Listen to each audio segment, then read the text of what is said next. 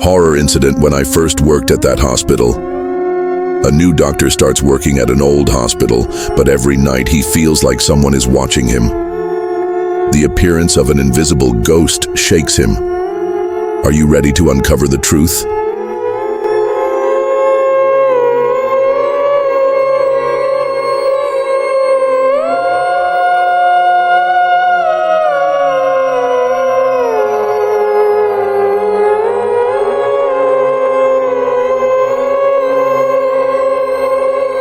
Dr. Rian, a young doctor who has just started his career, arrives at Bhayankara Hospital. The hospital looks calm, with quiet corridors decorated with dim lights, holding unspoken memories. Rian feels optimistic and excited to face this new challenge, accompanied by his colleague Dr. Linda, who is more experienced there. Linda, with a warm smile, shows him around, explaining some parts of the hospital that he might visit often. However, on Ryan's first night on duty in the emergency room, something unexpected happened. A strange sound came from the operating room, a heavy sigh that sounded very real even though there were no patients there. Ryan, who initially thought it was just the effect of fatigue, tried to ignore it. But as he passed near the door of the operating room, a white shadow figure flashed by so quickly. Was it just his imagination, or was there something worse lurking? The next morning, Ryan returned to his operating room, trying to find a rational explanation. Maybe it was just a hallucination from lack of sleep, he thought, though a little doubtful. However, when he returned to work the next night, the voice returned, louder and more real. In his confusion, Ryan was determined to investigate further, wanting to prove whether it was just fear or there was something more terrifying in this hospital. With determination, he began to find out about the old history of the hospital that was never discussed. The deeper he searched, the more strange things he experienced. Doors that opened by themselves and lights that flickered with strange rhythms. Ryan felt like someone was watching him, something invisible but felt very close.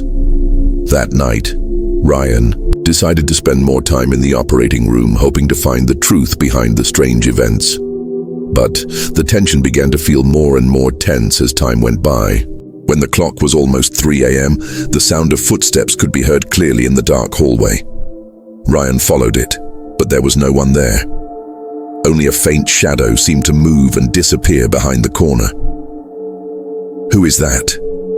Ryan whispered, but there was no answer. When he tried to return to his room, the lights suddenly went out, trapping him in darkness. Was this a bad sign or just a mind game? Ryan began to doubt his own sanity. What really happened at Bhayankara Hospital? Will Ryan find the answers, or will he become part of the increasingly gripping terror? One thing is for sure, that night was the beginning of a story that would change his life forever. Continue to part 2 to find out more. The following nights, Ryan could not sleep well. He felt haunted by the shadow he saw in the operating room. Every time he closed his eyes, the sound of footsteps came back, getting closer and clearer. Even Dr. Linda, who had accompanied him, felt the same strangeness, although she tried to remain calm and rational. However, there was something different inside Ryan, something he could not explain, a fear that continued to gnaw at him. One night, Ryan decided to invite Dr. Linda to investigate the strange incident further. They went to the basement of the hospital, a place rarely visited by medical staff. There, they found old records of patients who had undergone surgery in the same room. However, there was one name that caught their attention, a patient who died mysteriously after surgery. Does this have anything to do with the terror they experienced? As they investigate further, the hospital corridors begin to feel darker and narrower.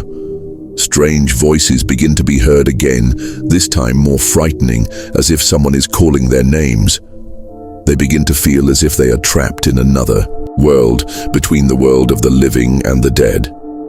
The strangeness becomes even more pronounced when they find old photos on the basement walls that show the exact same figure as the apparition they have seen. Are they really alone there? When the two of them tried to get out of the basement, the door that was originally open suddenly locked itself. No one could explain how it could happen. Ryan felt an incredible tension, and Linda began to cry in fear. At the same time, a loud noise was heard, like a large object falling in the operating room. Without thinking, the two of them decided to go back to the room, hoping to find further clues. However, what they found there was truly terrifying. Suddenly, an old man appeared in the operating room. He was wearing a worn hospital gown, and his face looked tired, as if he had just woken up from a long sleep. "You shouldn't be here," he said in a hoarse voice.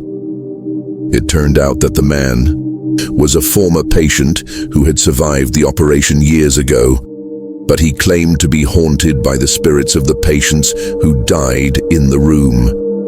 The man knew more than Ryan and Linda had thought. With a serious face, he warned them to leave the place immediately before it was too late. What really goes on behind the locked doors of the operating room? Are there spirits haunting this hospital, or is there something darker? Ryan and Linda's courage is tested more than ever, and they must face a reality more terrifying than they could have imagined. Stay in part 3 for more. After the old man's warning, Ryan and Linda were increasingly trapped in fear. They felt like someone was watching them, even when they came out of the operating room and returned to their office.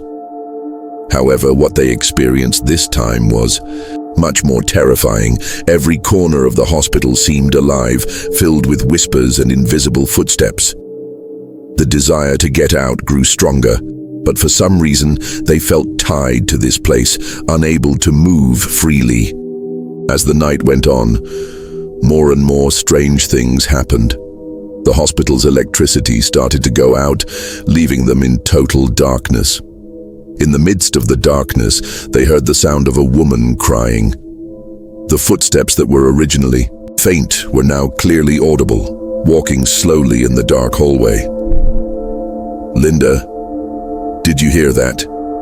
Ryan asked, his voice trembling. Linda just nodded with a pale, frightened face, but they both felt compelled to look for the source of the sound. After a while, the sound stopped. The darkness that enveloped the hospital seemed to turn into a tense silence. Ryan and Linda felt a little relieved, but the tension was not over. They continued to walk slowly towards the basement, where they first found clues about the mysteriously deceased patients. However, when they reached the basement door, they felt something strange. The door opened by itself, as if inviting them in. Ryan felt like something was pulling him from inside. They stepped inside, and suddenly the basement door slammed shut, locking them inside. "What happened?" Linda asked anxiously. Ryan held Linda's shoulders tightly, trying to calm himself down. However, nothing could calm them down. In the corner of the room, a light started to turn on by itself, highlighting a figure that looked like an old woman sitting in a chair. "You're too late." The woman's voice was hoarse and full of anger. With a blank stare, she stared at them, making their entire bodies freeze in fear. The woman stood up, slowly moving towards Ryan and Linda. "You can't get out of here," she whispered in a creepy voice. As they tried to run, the hospital corridors turned into an endless maze. Every time they turned, they returned to the same place, trapped in an unstoppable loop. "Who are you?" Ryan shouted, but there was no answer except for the strange laughter that echoed throughout the hospital. "No one can leave," the voice repeated, increasingly terrifying. What really binds them to this hospital? Who is the old woman, and what is her purpose? Ryan and Linda feel the world around them is getting more and more terrifying, and they must find a way to get out before it's too late. But will they succeed? Or has this hospital taken control of them forever? Move on to part 4 to find out what happens next. Trapped in endless corridors, Ryan and Linda began to feel hopeless. All their attempts to get out always ended at the same point. The shadow of the old woman continued to follow them, as if chasing them with every step they took. Ryan held Linda's hand tightly, trying to calm the fear that was increasingly hitting him. "We have to find a way out, no matter what," Ryan said in a voice that was almost inaudible. But his determination was getting stronger. Ryan and Linda kept running, trying to find the hidden exit, but the hospital corridors began to change. The walls became tighter and tighter, while strange voices grew louder around them. The woman's voice grew closer, and soon a creepy laugh filled the entire space around them. "You can't run." The voice sounded clearer, as if echoing from all directions. Ryan felt his body starting to get tired, but he knew they couldn't stop. With a gasp, Ryan and Linda found a room they didn't recognize before. Inside was a large table filled with old patient photos and some old documents. Ryan opened one of the documents and found the same name as the one they met in the basement, a patient who had died after surgery, but it turned out to be no ordinary patient. In the notes, it was written that the patient was someone who had performed a ritual to connect the world of life and death. Does this have anything to do with the terror they experienced? Ryan and Linda finally faced the harsh reality. All their attempts to get out of this hospital had failed. They were trapped in an endless cycle, and the old woman was getting closer. "You can't leave," the woman whispered again, this time in a louder and more sinister voice.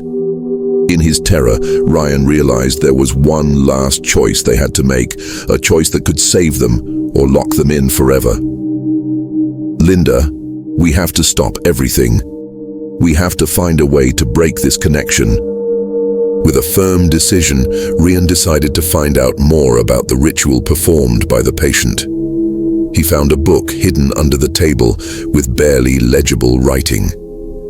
With trembling hands, Ryan opened the pages and found a way to break the bonds of the world of life and death. However, to do so, they must face the old woman once again and stop the ritual that had bound her for years. "This is the only way," Ryan said, although the voice inside him felt increasingly afraid.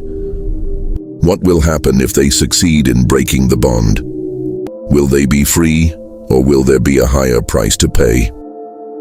Ryan and Linda are now faced with the hardest choice of their lives, to face reality or to remain trapped in eternal darkness. What will happen at the end of this story?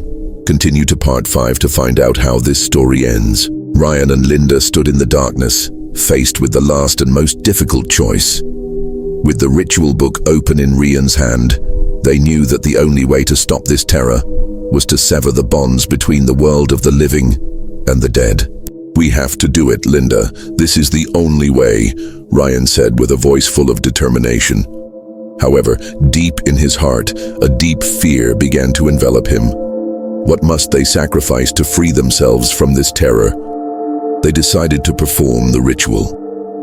By the dim candlelight, Ryan and Linda followed the steps in the book, even though they knew there was great risk lurking. As Ryan began to say the words written, the hospital seemed to shake. The lights flickered, and the old woman's voice grew louder. "You will never be free," the voice screamed, breaking the silence, but they did not give in. The tension mounted as the ritual reached its climax. The terror finally stopped, and the hospital fell silent. Again, after the ritual was over, Ryan and Linda were silent for a moment, as if their world had returned to normal. The previously frightening hospital now felt quiet. The lights came back on, and the once dark hallways were now brightly lit. The strange sounds that had been bothering them disappeared. They looked at each other, shocked and relieved. We did it," Linda said hoarsely. But even though the terror had stopped, there was a feeling they couldn't shake. Was it really over? As they walked out of the basement filled with bad memories, they saw the old woman once again. However, this time, she just stood there, staring at them without saying anything. Without warning, the woman disappeared, blending into the shadows that disappeared into the hospital walls. There was no more sound, no more fear. They felt that even though the hospital was quiet again, there was something that could never truly disappear from the place. Maybe it was the memories of the souls that were once trapped. Ryan and Linda eventually left the hospital with a lighter step. They knew that even though they survived, they would always remember their encounter with the unseen world clearly. They realized that not all terrors can be explained, and some things are better left a mystery. However, they also learned that in life there are choices to be made, even if those choices are full of uncertainty and great risk. This story teaches us that sometimes we are faced with terrors that we cannot escape. But with courage and determination, we can face them and choose a path that overcomes our fears. Sometimes we must make difficult decisions to end our suffering, even if it means sacrificing something precious. In every horror story, there is a lesson to be learned about courage, choice, and facing the unseen. If you feel trapped in the darkness, remember that there is always light waiting to be found, if we are brave enough to look for it.